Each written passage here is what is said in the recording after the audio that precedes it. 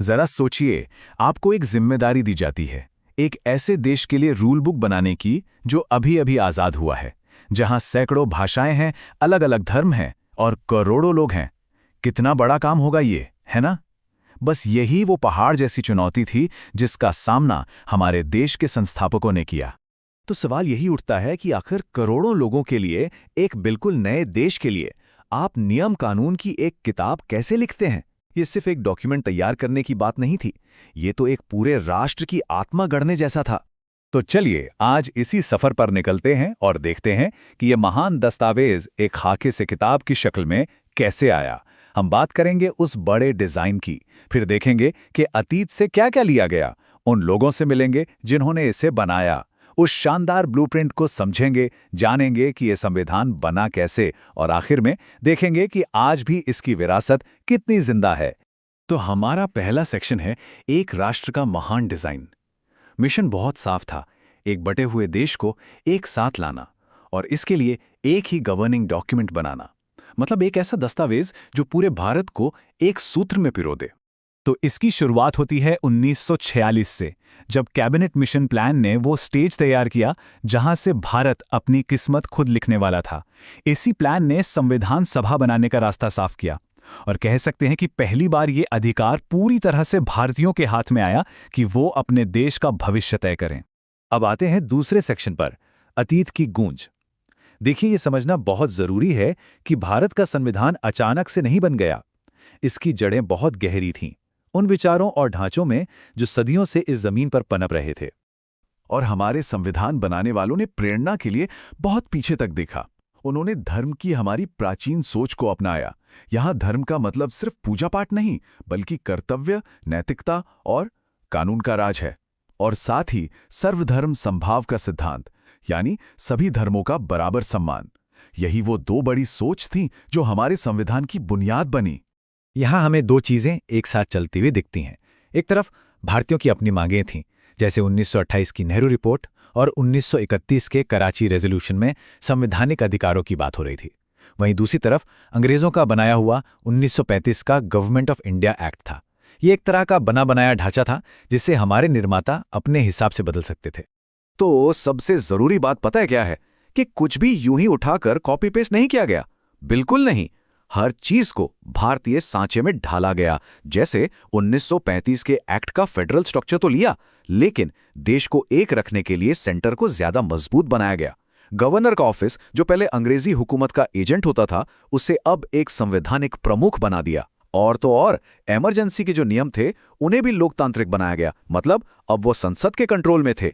चलिए अब बात करते हैं उन लोगों की जिन्हें ये बड़ा काम सौंपा गया था, यानी हमारी जनसभा के बारे में। शुरुआत में इस सभा में 389 सदस्य थे। ये लोग ब्रिटिश भारत के प्रांतों और देसी रियासतों दोनों जगह से आए थे। ये नंबर ही अपने आप में दिखाता है कि देश कितना बड़ा और विविध था। हाँ, बंटवारे के बाद ये संख्या घटकर 299 रह गई, पर मिशन उतना ही बड़ा रहा। इतिहासकार ग्रैनविले ऑस्टिन ने बहुत अच्छी बात कही थी, संविधान सभा एक छोटे भारत जैसी थी। भले ही इन सदस्यों को सीधे जनता ने नहीं चुना था, पर ये असल में पूरे भारत की तस्वीर थे। इसमें हर इलाके, हर धर्म, हर जाति और हर विचारधारा के लोग शामिल थे। और इतनी बड़ी सभा को चलाने के लिए एक दमदार लीडरशिप भी थी। अध्यक्ष थे डॉक्टर राजेंद्र प्रसाद, उपाध्यक्ष थे एच.सी. मुखर्जी और वी.टी. कृष्णमाचारी। बी.एन. राव संवैधानिक सलाहकार थे और ड्राफ्टिंग कमेटी के चेयरमैन थे डॉक्टर बी.आर. अम्बेडकर, जिनका रोल सबसे ज्यादा अहम था। हमारा चौथा सेक्शन, समिति का खाका। अब देखिए, इतने बड़े काम को करने के लिए एक जबरदस्त प्लान तो चाहिए ही था, और संविधान सभा ने यही किया। पहले एक साफ विजन तय किया और फिर पूरे काम को छोटे छोटे हिस्सों में बांट दिया। इस पूरे काम की जो आत्मा थी वो था उद्देश्य संकल्प, जिसे जवाहरलाल नेहरू लेकर आए थे। इसी में संविधान के मूल सिद्धांत तय किए गए थे, जैसे न्याय, स्वतंत्रता, समानता और संप्रभुता। कह सकते हैं कि यही वो विजन डॉक्यूमेंट था जो बाद में हमारे संविधान की प्रस्तावना यानी प्रियम्बल बना। और काम करने का तरीका था डिवाइड एंड कॉन्कर, मतलब काम को बांटो और जीतो। कई सारी समितियां बनाई गईं जो संविधान के अलग अलग हिस्सों पर काम कर रही थीं। जैसे डॉक्टर अंबेडकर ड्राफ्टिंग कमेटी देख रहे थे, तो नेहरू जी केंद्र की शक्तियों वाली कमेटी। और सरदार पटेल के पास प्रांतों के संविधान और अधिकारों से जुड़ी अहम कमेटियों की जिम्मेदारी थी।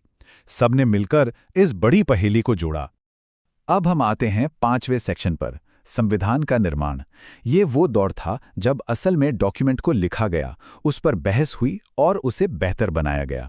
ये प्रक्रिया लगभग 3 साल तक चली, जिसमें जबरदस्त बहस और चर्चा हुई।